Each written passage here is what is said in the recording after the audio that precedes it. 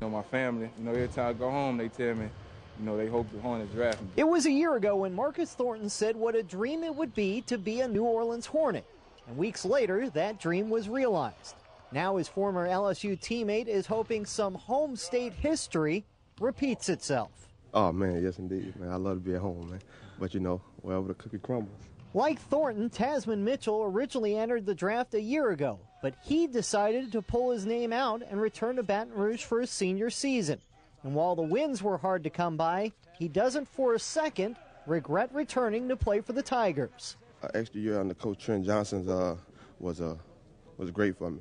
I think he prepared me mentally, physically, and and emotionally for the situation. I think coming back, he taught me a lot throughout practice, after practice, during the game. He put me in a lot of great situations, and I think it really helped me.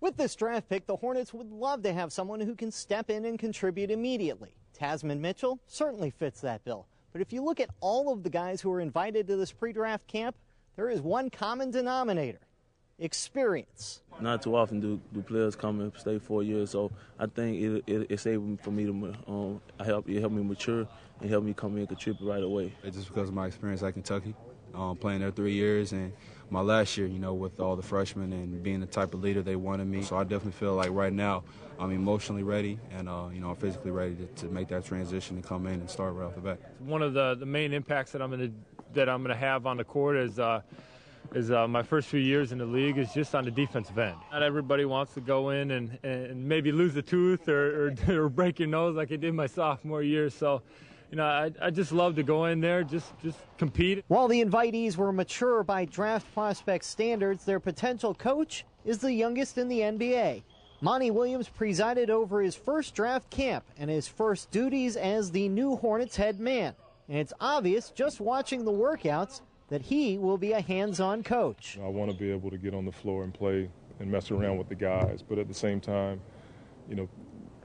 I can't guard anybody anymore. I can foul. If they gave me 12 fouls, I think I could still play, but I only get 6. But it will be a part of my repertoire to get out there on the floor and demonstrate a little bit. The Hornets hope the combination of their new young leader and perhaps one of these older prospects could be just the combination they're looking for as they look to push New Orleans back into postseason contention. In Westwego, Paul Warren for CST Tonight.